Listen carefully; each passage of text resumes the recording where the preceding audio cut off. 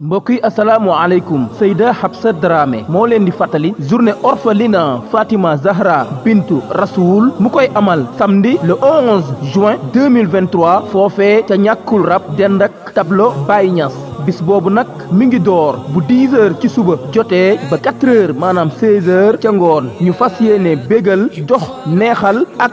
jàppale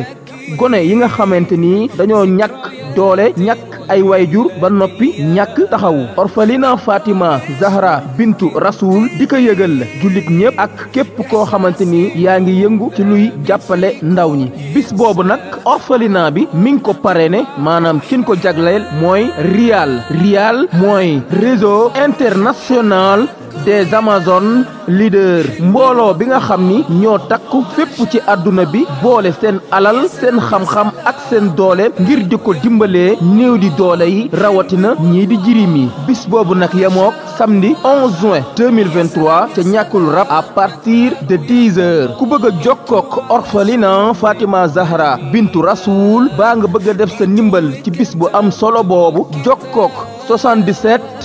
121 87 87